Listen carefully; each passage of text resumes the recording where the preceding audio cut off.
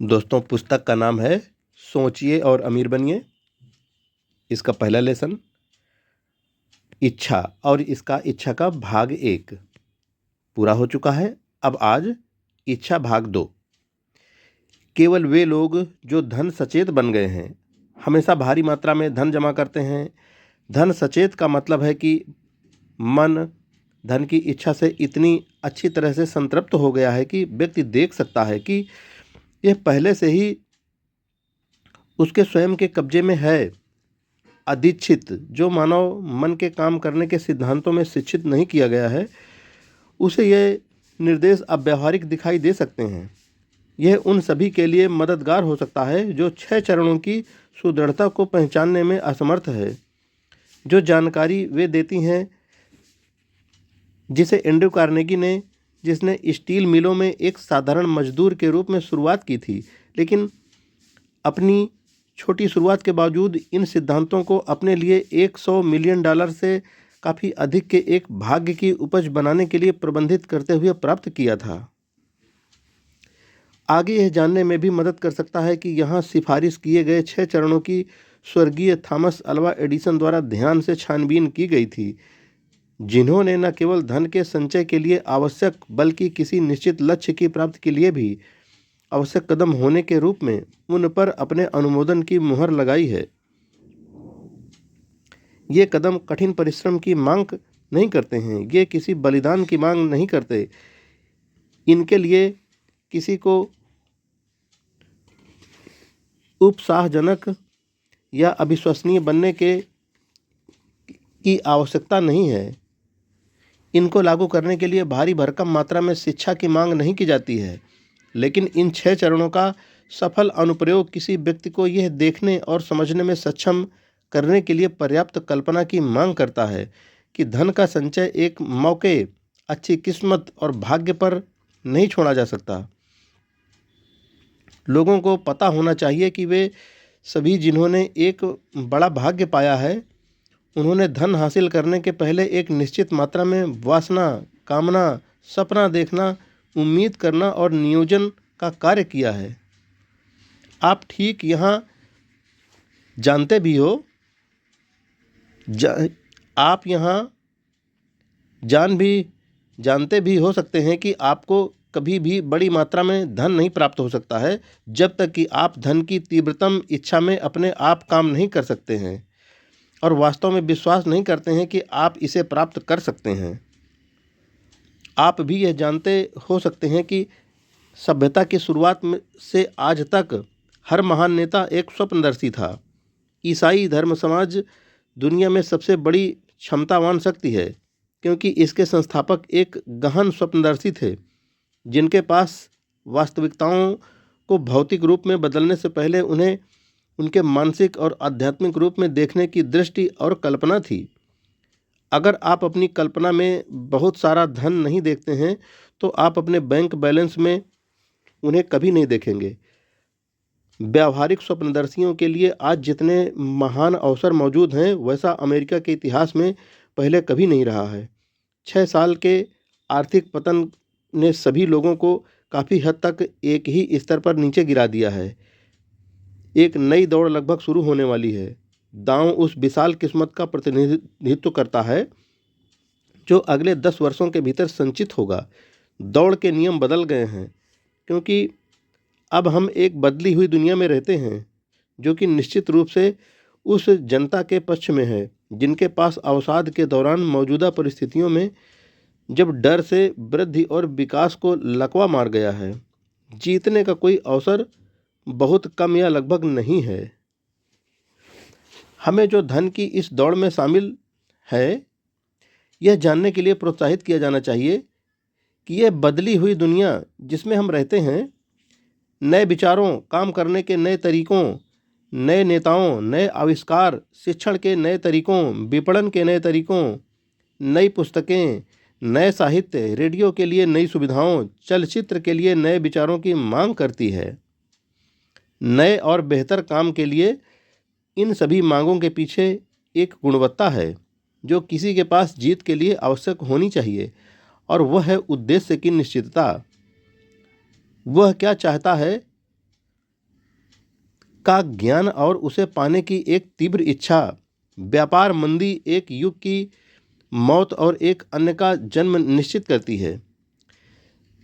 इस बदली हुई दुनिया को व्यावहारिक स्वप्नदर्शियों की आवश्यकता है, जो कर सकते हैं और अपने सपनों को कार्रवाई में लगा देते हैं। व्यावहारिक स्वप्नदर्शी हमेशा सभ्यता के प्रतिमान निर्माता रहे हैं और हमेशा रहेंगे। हमें जिनकी धन जमा करने की इच्छा है, उनको याद रखना चाहिए कि दुनिया के असली नेता हमेशा वे लोग रहे हैं जिन्होंने अजन्मे अवसर के अमूर्त अनदेखी शक्तियों का दोहन किया और व्यावहारिक उपयोग में लाए हैं, और उन शक्तियों या सोच के आवेगों को गगनचुंबी इमारतों, शहरों, कारखानों, हवाई जहाज, ऑटोमोबाइल और सुविधा के हर ऐसे रूप में बदल दिया है जो जीवन को अधिक सुखद बनाता है। सहिष्णुता और खुले दिमाग का होना आज के स्वप्नदर्शियों की व्यावहारिक आवश्यकताएं हैं। वे लोग जो नई अवधारणाओं से डरते हैं, वे शुरुआत करने से पहले ही बर्बाद हो जाते हैं। अग्रदूतों के लिए वर्तमान की तुलना में एक अधिक अनुकूल समय कभी नहीं आया।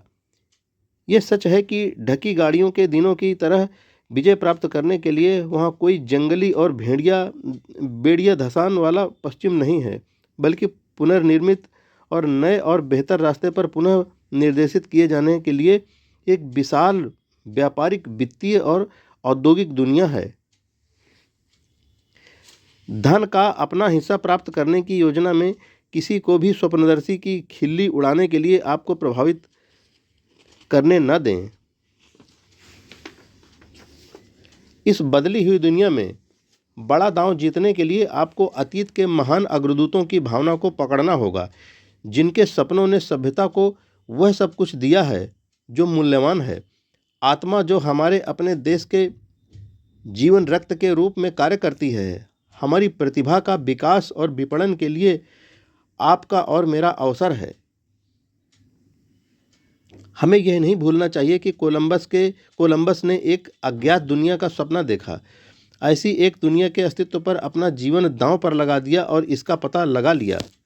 महान खगोल शास्त्री कोपरनिकस ने दुनिया की बहुलता का सपना देखा था और उनका पता लगाया। उनके विजय प्राप्त कर लेने के बाद किसी ने भी अव्यावहारिक के रूप में उनकी निंदा नहीं की। इसके बजाय दुनिया ने उसकी कब्र की पूजा की। इस प्रकार एक बार फिर साबित हो गया है कि सफलता को किसी अफसोस की आवश्यकता नहीं है। असफलता अन्यत्र उपस्थिति की अनुमति नहीं देती है। रिपीट, सफलता को किसी अफसोस की आवश्यकता नहीं है। असफलता अन्यत्र उपस्थिति की अनुमति नहीं देती है। यदि आप जो चीज़ करने की इच्छा रखते हैं वह सही है और आप उसमें विश्वास करते हैं, तो आगे बढ़ें और उसे कर डालें। अपने सपने को आर पार डाल दें। और अगर आपका अस्थायी हार से सामना भी हो तो कभी भी ध्यान न दें कि वे क्या कहते हैं। वे शायद नहीं जानते कि प्रत्येक असफलता अपने साथ समतुल्य सफलता का बीज लाती है। गरीब और अशिक्षित हेनरी फोर्ड ने बिना घोड़ा एक गाड़ी का सपना देखा था। सहायक मौके का इंतजार किए बिना उनके पास जो भी उपकरण थे वे उन्हीं के साथ काम करने में लग गए, और अब उनके सपने का सबूत पूरी पृथ्वी को कसे हुए हैं। उन्होंने किसी भी आदमी जो कभी रहते थे उनसे अधिक पहियों को संचालन में डाल दिया था, क्योंकि वे अपने सपनों को मदद करने में डरते नहीं थे। थॉमस एडिसन ने एक ऐसे दीपक का सपना देखा जो बिजली द्वारा संचालित किया जा सकता है। उन्होंने अपने सपने को कार्य रूप देने के लिए जहां वे खड़े थे वहीं से शुरुआत कर दी, और 10,000 से अधिक विफलताओं के बावजूद उस सपने के साथ वे इसके एक भौतिक वास्तविकता बन जाने तक खड़े रहे थे। व्यावहारिक सपने देखना छोड़े नहीं। व्हेलन ने एक सिगार स्टोर श्रृंखला का सपना देखा। उन्होंने अपने सपने को कार्रवाई में बदल दिया और अब संयुक्त सिगार स्टोर का अमेरिका के शीर्ष नुक्कड़ों पर कब्जा है। लिंकन ने काले दासों के लिए आज़ादी का सपना देखा। उन्होंने अपने सपने को कार्रवाई में बदल दिया और संयुक्त उत्तर और दक्षिण को उनके सपने को हकीकत में बदलते हुए जीवित रहते हुए देखने से बड़ी मुश्किल से चूके। राइट बंधुओं ने एक मशीन का सपना देखा जो कि हवा में उड़ पाएगी। अब आप उसके सबूत सारी दुनिया में देख सकते हैं कि उन्होंने सही सपना देखा था। मार्कोनी ने वायु की अमूर्त शक्तियों को काम में लाने की एक प्रणाली का सपना देखा। उसने सपना व्यर्थ में नहीं देखा था।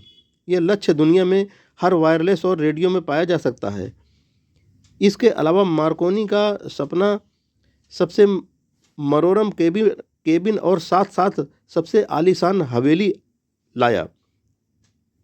इसने पृथ्वी पर हर देश के लोगों को पड़ोसी बना दिया। इसने संयुक्त राज्य अमेरिका के राष्ट्रपति को एक माध्यम दे दिया जिसके द्वारा वे एक ही समय में कम समय के नोटिस पर अमेरिका के सभी लोगों से बात कर सकते हैं। आपको शायद यह जानना रुचिकर लगे कि जब उसने यह घोषणा की कि उसने एक सिद्धांत की खोज कर ली है जिसके माध्यम से वह तारों की सहायता या संचार के प्रत्यक्ष भौतिक साधन के बिना हवा के माध्यम से संदेश भेज सकता है, तो मार्कोनी के दोस्त उसे अपनी निगरानी में ले गए थे और एक मनोरोगी अस्पताल में जांच करवाई थी। आज के स्वप्नदर्शी बहुत अच्छी स्थिति में रहते हैं।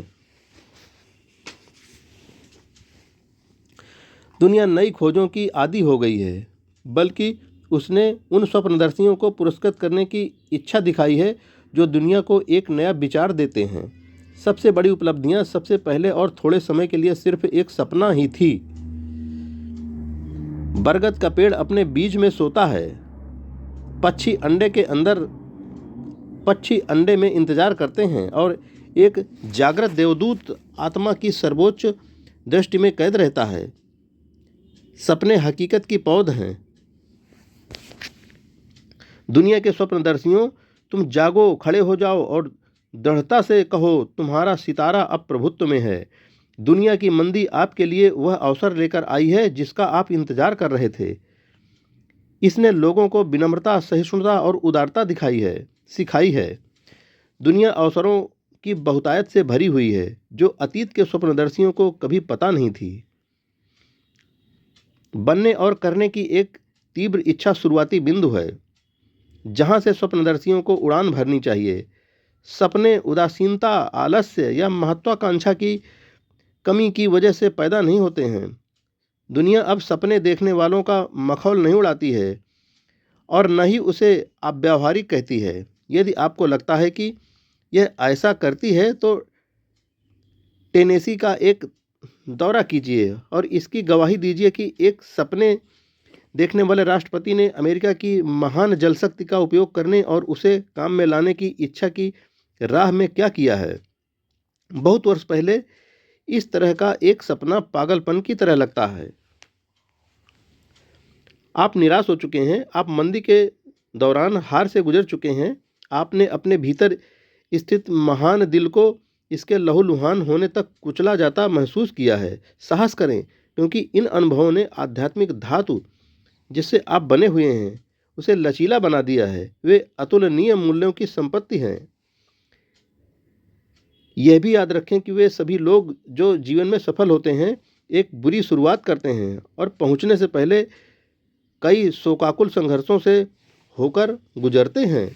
सफल लोगों के जीवन में महत्वपूर्ण मोड़ आमतौर पर कुछ संकट के क्षणों में आते हैं जिसके माध्यम से वे अपने अन्य स्वयं से परिचित होते हैं। जॉन बनियान को धर्म के विषय पर अपने विचारों के कारण जेल में डाल दिया गया और कष्टदायी रूप से दंडित किया गया, जिसके बाद उसने तीर्थयात्री की प्रगति लिखी जो बेहतरीन अंग्रेजी साहित्य में से एक है। ओ हेनरी को ओहियो कोलंबस में एक जेल की कोठरी में कैद कर लिया गया और इस बड़े दुर्भाग्य को सहने के बाद ही उसने एक प्रतिभा की खोज की जो उसके मस्तिष्क के भीतर सोई हुई थी। दुर्भाग्य से मजबूर होकर अपने अन्य स्वयं से परिचित होकर और अपनी कल्पना का प्रयोग करते हुए उसने एक दुखी अपराधी और निर्वासित होने के बजाय एक महान लेखक के रूप में अपनी खोज की। जीवन के तरीके अजीब और विविध हैं और अनंत बुद्धिमत्ता के तरीके तो अब और भी अधिक अजीब हैं, जिसने कभी कभी आदमी को कल्पना के माध्यम से उपयोगी विचार पैदा करने के लिए अपने स्वयं के दिमाग और अपनी स्वयं की क्षमता की खोज से पहले सभी प्रकार के की सजाओं से गुजरने के लिए मजबूर होना पड़ता है। एडिसन दुनिया का सबसे बड़ा आविष्कारक और वैज्ञानिक एक आवारा टेलीग्राफ ऑपरेटर था और आखिरकार अपने मस्तिष्क के भीतर सोई हुई प्रतिभा की खोज करने के लिए प्रेरित होने से पहले वह अनगिनत बार विफल रहा था। चार्ल्स डिकेंस ने पॉलिश किए हुए बर्तनों पर लेबल चिपकाने से शुरुआत की थी। उसने पहले प्रेम की त्रासदी ने उसकी आत्मा को गहरे तक भेज दिया था और सही मायने में उसे दुनिया के महान लेखकों में बदल दिया। उस त्रासदी ने पहले डेविड कॉपरफील्ड फिर अन्य कार्यों के सिलसिले की उत्पत्ति की, जिन्होंने इसे और समृद्ध और उन सभी के लिए एक बेहतर दुनिया बना दिया जिन्होंने उसकी किताबें पढ़ी। प्रेम संबंधों को लेकर निराशा में आमतौर पर पुरुषों को पीने के लिए प्रेरित करने और महिलाओं को बर्बाद करने का प्रभाव होता है। यह इसलिए है क्योंकि ज़्यादातर लोग अपनी मजबूत भावनाओं को एक रचनात्मक प्रकृति के सपनों में परिवर्तित करने की कला कभी नहीं सीखते हैं। दोस्तों, इस इच्छा का दूसरा भाग हम यहीं पर पूरा करते हैं। अब अगली बात इच्छा के तीसरे अध्याय में यानी तीसरे भाग में की जाएगी। तब तक के लिए जय हिंद फ्रेंड्स।